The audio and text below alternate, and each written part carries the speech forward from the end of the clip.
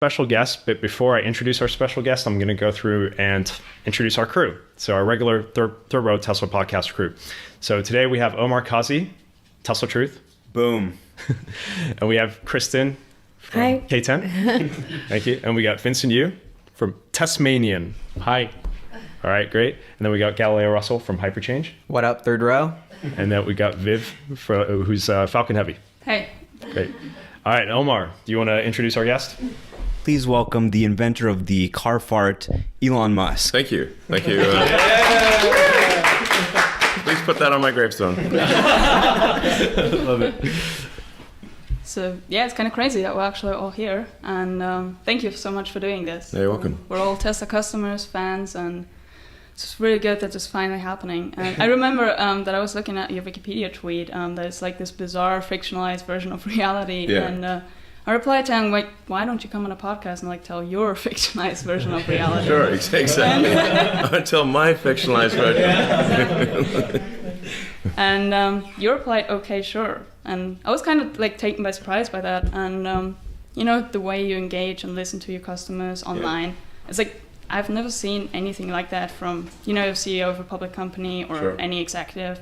So can you tell us a little bit where that came from, why you communicate directly instead of like having this PR strategy that most companies have? Sure. Well, I mean, it started out, I actually had one of the very first Twitter accounts, like when it was like less than 10,000 people. And then everyone was tweeting at me like what kind of latte they had at Starbucks. And I'm like, well, this seems like the silliest thing ever. So I deleted my Twitter account, and then someone else took it over and started tweeting in my name. Yeah. And then a couple of friends of mine, Will Lee and Jason Calacanis, they both said, hey, you should really use Twitter to get your message out. And also somebody's tweeting in your name and they're saying crazy things. So I was like, I'll say crazy things in my name. Did you have to pay them? No, they I'm not sure who it was, but it was for some reason, I don't know, I got my account back. Great. And then I was just, I don't know, to some degree it's like just sort of, I just started tweeting for fun, really. And my early tweets were quite crazy. As I was trying to explain, like it has the arc of insanity is short, in that it's not very steep because it started off insane, and so if it's still insane, it's it hasn't changed that much.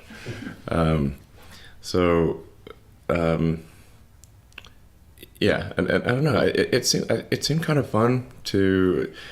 I think I've said this before. It's like, some people use their hair to express myself. I use Twitter. Yeah. I love that.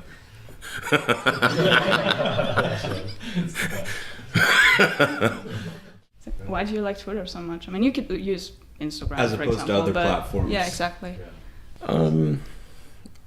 Well, like I don't trust Facebook, obviously, and then Instagram is fine, but it's I think not exactly my style. It's hard to convey a sort of intellectual arguments on Instagram. It's hard on Twitter too, but it's but you can't. It's so. Instagram is also owned by Facebook, and I was like, Deleted. Yeah, I just deleted it. It's like I don't really need to just, if I need to say something, I only really need to say it on one platform pretty much. And so if I'm trying, and I don't want to spend too much time on social media, so it's just like, if people want to know what I'm saying, then they can just sort of go to Twitter. I'll just keep doing that as long as Twitter is good, I suppose, more good than bad. Yeah. Crypto scammers are really... I understand that. They've been taking advantage of Vincent recently. Yeah, I know. Really? Yeah, there's like 10 Vincents out there. Oh, right. Well, they copy everything and just like change one Yeah, little they thing. use my avatars and then the picture, and then they just post like right below Yeah. your tweet. Yeah. I was like, wow. Yeah. And they blocked me too. We fight them all the time. We're always like reporting them. Like every day we report like 10 people. Yeah. Yeah, I have so many exactly conversations with Twitter. Like, come on, can you just I think it would take like 3 or 4 customer service people to just look at this. It's crypto scam, block it. It should be easy. It should be easy. Should be easy. But then, like, my wife, Vegan Shelly, I think you liked to tweet the other day.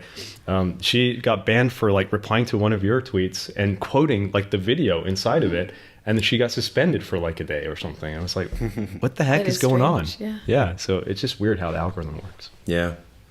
So Yeah, there's a lot of manipulation, but going back to the Wikipedia page, it's kind of interesting. Just Sure. What a decade you've had. I remember I was reading somebody's article. I think they interviewed you in 2009 or something like that, and they said, if you had met Elon Musk in 2009, right after the recession, they're like struggling with the Roadster. You never would have thought that you are where you are today. You're, launching astronauts into space. We will be, hopefully. Well, this year, servicing the International Space Station. I mean, Tesla with the Model 3, the Model Y, electrification really, without Tesla, it would not be where it is today. You see where the other legacy automakers are, they're not doing great. So, looking at kind of like this, like you've become this legendary figure, and looking at kind of like how people kind of see you, kind of the Ashley Vance biography or Wikipedia page, what is it that really kind of sticks out to you or, makes you laugh? Like, that's just completely off base. Yeah. Well, I think I mentioned that I kept getting referred to as an investor in like a bunch of things. And it's like, but I actually don't invest really except in companies that I help create. So I only have, the only publicly traded share that I have at all is Tesla. I have no diversity on publicly traded shares. it's like us. Yeah, nothing. So, that's quite unusual. So, almost everyone diversifies to some degree. And then the only stock that I have of significance outside of Tesla is SpaceX, which is a private corporation. And then in order to get liquidity, which is mostly to reinvest in SpaceX and Tesla, and occasionally in provide funding for much smaller projects like Neuralink and Boring Company, then I'll actually take out loans against the Tesla and SpaceX stock. So what I actually have is whatever my Tesla and SpaceX stock is, and then there's about $1 billion of debt against that. So, which it's this is sometimes taken to imply that I'm claiming that I have no money, which I'm not claiming. But it's something to make it clear that you'll see some number, some big number in Forbes or something. People will think I have the Tesla and SpaceX stock and I have the cash, and I'm being somehow I'm just sitting on the cash and doing nothing with it, and hoarding resources. I'm like, no, it's the only alternative would be to say, okay, let's give the stock to the government or something, and then the government would be running things, and the government just is not good at running things. That's the main thing. I think there's a fundamental sort of question of consumption versus capital allocation. This is probably gonna get me into trouble, but the paradigm of say communism versus capitalism, I think, is fundamentally sort of orthogonal to the reality of actual economics in some ways. So what you actually care about is the responsiveness of the feedback loops to the maximizing the happiness of the population. And if more resources are controlled by entities that have poor response in their feedback loops, so if it's a monopoly corporation or a small oligopoly, or in the limit, I would say a monopolistic corporation in the limit is the government. So, this is not to say people who work at the government are bad. If those same people are taken and put in a better sort of operating system situation, the outcome will be much better.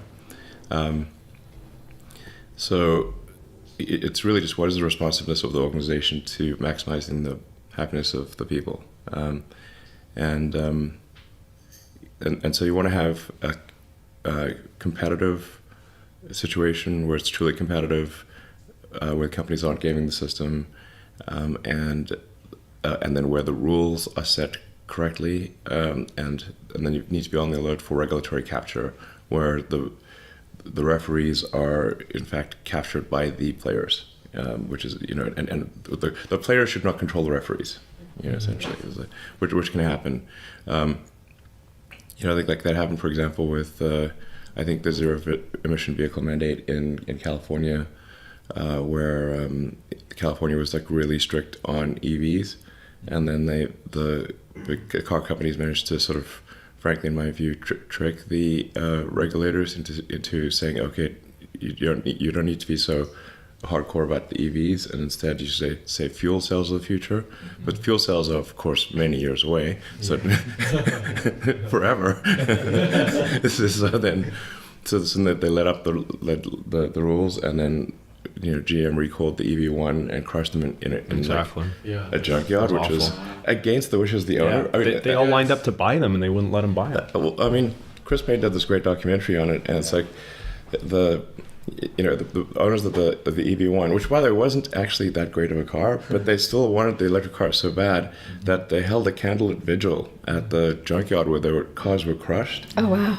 Like it was like a prisoner being executed or something like that. That was literally. I know. And like, So when is painful. the last time you even heard of that for a product? Right. You know, GM stops the product. I mean, what? I mean, listen, man, they're not doing that for any other GM product. No. Have you thought about doing the EV2?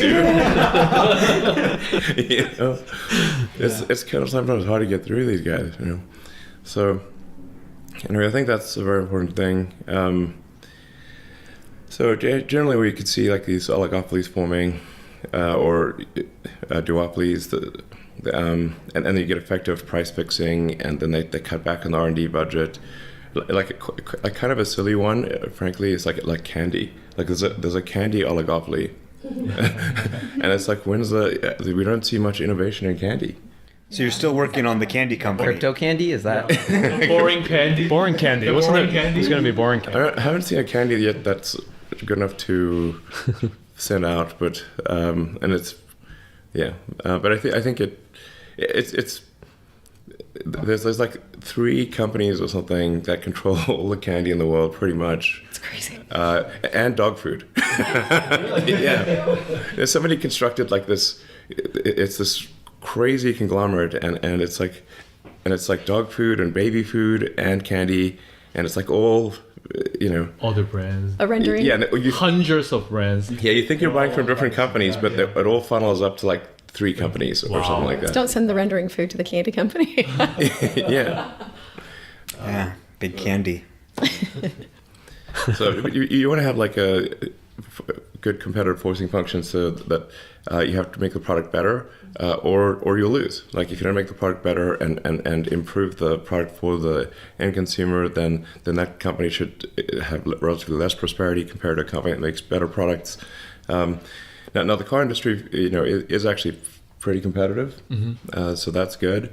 And so then the good thing about a competitive industry is then if you make a product that's better, it's going to do better in the marketplace. Definitely. So this is Gene Wilder's old house. Yeah. Yeah. I saw that. That's I saw the amazing. photos over there. It's lovely. Thanks for having us here as Yeah, well. thank It's you. really special. Yeah, it's a cool spot, and it's got a solar glass roof. Yeah. Do you see that? Version 2, right? We didn't notice it, but Yes. when we checked it out the second time. Yeah, I'm waiting for my 3, so I'm waiting for version 3. Well, whatever they're going to put on, I don't care. Give me version 3. Yeah, looking Yeah. forward to it. Yeah, we saw it at the store in Torrance, actually. They've got it Yeah. in the stores now. Yeah. Looks really good. Well, it's actually designed such that you don't notice it. So, because like this, look at this old house. This is it's an old house. I don't know, probably 50 years old, something like that, and it's quite quirky. So if you put something on that was like didn't blend in, that it would not look right. It would be pretty strident, and this had a black comp shingle roof. So I was like, okay, let's see if we can actually have it weave in and still feel natural, look good, and Yeah. and I think it's sort of achieved that goal. But yeah, this is a lovely, quirky little house. I'll show you around afterwards. It's got all sorts of weird things. It's exactly what. Sorry? Is it Frank Lloyd? Right? No, I don't think so. I think it was just built in increments over time by probably several people. But they would have just knocked it down and built a giant house here. So it's like, So glad they didn't. yeah, it's super cool. really Yeah, amazing. So Gene Wilder is one of my favorite actors, actually. So he's great. Awesome movies. So when you come up with a product like the solar glass roof, I think a lot of people misunderstand that like your goal is to bring these crazy technologies to market and really create a change in the world. Yeah. And so I think it's fascinating that you do it through companies, and it seems like the fastest way to create that feedback loop and to really like go from inventing something to millions of people using it right away. Yes. So it seems like buying a Tesla is almost like the best thing you could do to help the climate crisis, because you're like turbocharging R&D and products and innovation. I feel like not enough people really understand that. Yeah, that is. I think there's lots of good things people can do for the climate, but just generally anything that is moving towards sustainable energy, whether it's sustainable energy generation through solar or with an electric vehicle. Actually, just things like better insulation in a house is really effective for energy consumption. But oh geez, Marvin. It's ingratiating. That's Marvin the Martian. Oh. I actually got him a little for Halloween, a little knitted Marvin the Martian cap. So he had the little, the helmet with the. It looked super cute. You got enough, buddy? So did you always know, like, business was the way you wanted to kind of attack these problems versus, say, maybe a nonprofit or, working as a college professor or something? I don't know. Well, when I was in high school, I thought I would most likely be doing physics at a particle accelerator. So that's what I was. Physics and computers. I mean, I got distinctions in two areas, in physics and computer science, and those were, some of my two best subjects. And then I thought, okay, well, I want to figure out what's the nature of the universe, and so go try to working with people, banging particles together, see what happens, and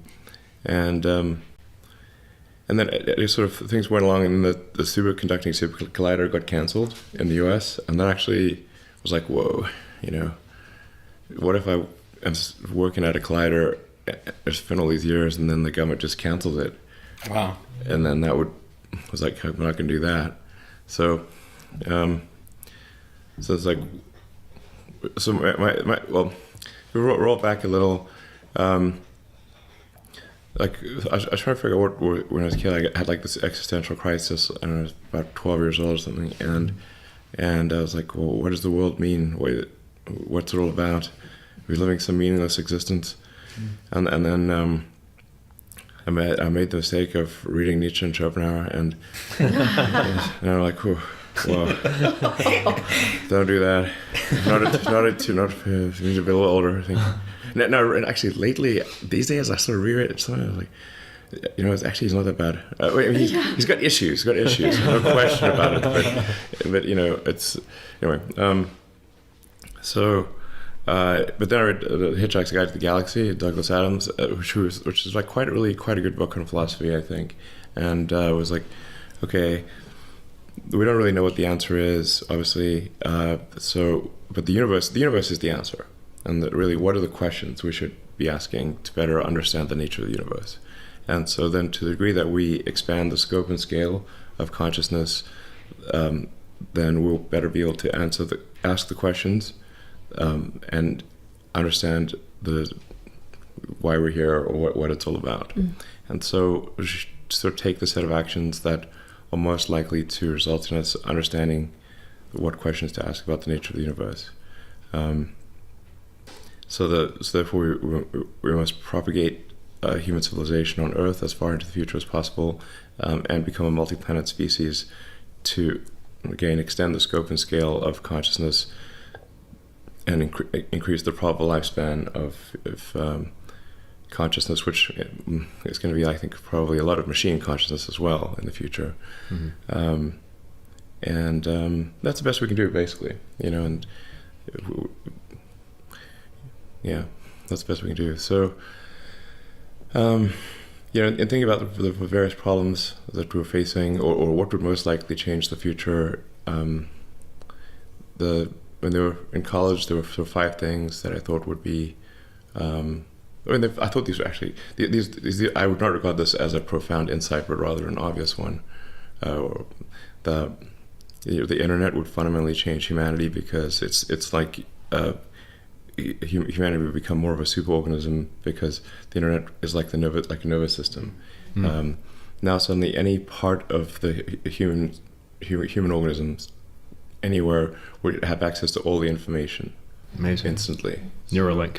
Hey, well, I can imagine if you didn't have a nervous system, you wouldn't know what's going on. Your fingers wouldn't know what's going on. Your toes wouldn't know what's going on. You'd have to do it by diffusion. Oh gosh.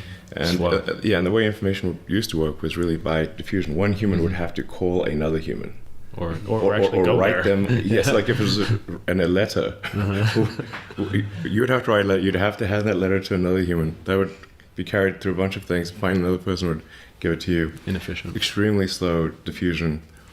And if you wanted access to books, if you did not have a library, you don't have it. That's it. Right. So now you have access to all the books instantly, and if you can be in a remote, like, mountaintop jungle location or something, and have access to all of humanity's information if you've got a link to the internet. This is a fundamental, profound change. So that's one thing. I was on the internet early because of in the physics community. That was pretty normal, although his interface was almost entirely text and hard to use. But then another one would be obviously making life multiplanetary, making consciousness multiplanetary, changing human genetics, which obviously I'm not doing, by the way. There's a thorny subject. But it is being done with CRISPR and others. It will become normal to I think, to change the human genome. It will become normal. Like, what's the opportunity? Like, why is that something that's inevitable? Or, well, I think for sure, as far as say getting rid of diseases or propensity to various diseases, then that's gonna be like the first thing that you'd want to edit out. So it's like if you've got like a situation where you're definitely going to die of some kind of cancer at age 55, I prefer to have that edited out. yeah, definitely. So I think just edit that out. There's the Gattaca sort of extreme thing where it's not really edited out, but it's like it's edited in for various enhancements and that kind of thing, which probably will come too. But I'm not saying arguing for or against it. I'm just saying this more likely to come than not down the road. Yeah. So then AI, really major one. So these are all big motivational factors, to keep our consciousness going. Oh, and it's sustainable. Yes, so sustainable energy. So sustainable energy actually was something that I thought was important before the environmental implications became as obvious as they are. It's simply because if you mine and burn hydrocarbons, then you're going to run out of them. Because it's not like mining sort of say metals, for example. If you we recycle steel and aluminum, and because that's just it's not a change of energy state. Whereas if you take fossil fuels, you're taking some from a high energy state, converting it to a lower energy state like CO2, which is extremely stable. So whereas we will never run out of metals, not a problem. We will run out of mined hydrocarbons. And then necessarily, if we've got billions, ultimately trillions of tons of hydrocarbons that were buried deep underground in solid, liquid, or gas form, whatever, but they're deep underground, you sort of move them from deep underground to the oceans and atmosphere, you will have a change in the chemistry of the surface, obviously. and then there's just a certain probability associated with, well, how bad will that be? And the range of possibilities goes from mildly bad to extremely bad. But then why would you run that experiment? That seems like the craziest experiment ever, especially since we have to go to sustainable energy anyway. Why would you run that experiment? It's just the maddest thing I've ever heard. I'm not saying there shouldn't be some use of hydrocarbons on Earth, but there just should be the correct price placed on CO2 production. And the obvious thing to do is have a carbon tax. It's a no-brainer. I don't know, 90+% of economists would say this, and I think of physicists, and it's just the market system works well if you've got the right price on things. It's very, very simple. And if you've got a price of zero, effectively, or very low, then it's people will behave accordingly. So it's just that's the thing that needs to get done. I think it will get done. And then if over time, as you raise the price on carbon, you can actually, I think, encourage sequestration technologies over time. And there'll be a lot of innovation in that regard. And that's the right way to do it. So you had these realizations about, areas of big value, and you went and started Zip2. You sold it, got 20 million cash. You were the largest shareholder of PayPal at the time. eBay acquired it. I think you got 160 million or something like that. You have enough money basically for an entire lifetime. Why go and put your money into SpaceX, which is a huge, risky operation, or Tesla? Why not just kind of, relax? Sure. Basically, I graduated from Penn with basically physics and economics, and then we actually did a road trip to Stanford with Robin Wren, who was in my physics class, and now works at Tesla actually. That's cool. Yeah, and he grew up in Shanghai. Yeah. So. That's cool.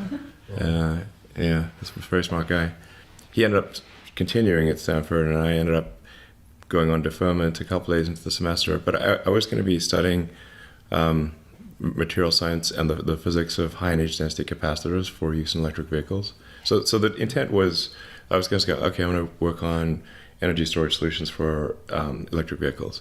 And I'd worked at a company called Pinnacle Research for a couple summers that did high energy density capacitors. I was going to try to do effectively like a solid state version of what they were doing with it's going to get very complicated from a technical standpoint, but they were using a ruthenium tantalum oxide. Ruthenium is extremely rare and expensive. You cannot scale that. So it's like, can you find a substitute for ruthenium? But we were able to get to energy densities comparable to a lead-acid battery, but with incredibly high power density. So, What do you want? I cannot go down a deep rabbit hole there, but What's the purpose of a supercapacitor in an EV? Ultra capacitor. no, I think with the advent of high-energy lithium-ion batteries, a capacitor is not the right path. What was your thinking back then, though, that made you think it could be useful for EVs? I want to use advanced chip-making equipment to make capacitors that were precise at a molecular level. So at the, just a level of precision that was sort of unheard of in capacitors. Like capacitors, energy is a function of its area and a separation distance. So if you can have very tiny separation distance, and you can inhibit quantum tunneling, like I said, how deep things get pretty esoteric. So you're going to inhibit quantum tunneling, get a very short gap, and then you could, in theory, get to very high energy densities by making capacitors in the way that you would make an x86 processor. And since there were tens of millions of dollars going into chip making R&D, that I thought there might be a way to make an advanced capacitor using chip making equipment instead of the conventional means. So is it off the table, ultracapacitor? It's unnecessary. Okay. Interesting. It's unnecessary. I think it's probably is physically possible, but it's unnecessary at this point. I mean, I know a lot of people were talking about Maxwell, and they had been working on some stuff with capacitors. But the funny thing is that when I was doing my internships at this advanced capacitor company called Pinnacle Research, which was in Las Gatas, we talked a lot about Maxwell. And Maxwell was also trying to make high energy density capacitors. Now Tesla acquired Maxwell. It's so Full cool. circle. That's awesome. Yeah. Wow. We're looking forward to that investor day. Yeah. It's kind of a big deal. That's great. Great to know. Maxwell has a bunch of technologies that where if they're applied in the right way, I think can have a very big impact. Like the dry electrode stuff? That would be one of them. Yeah. Oh, That's a big deal. Yeah, for sure. okay. Much bigger deal than it may seem. Yeah. And there's a few other things.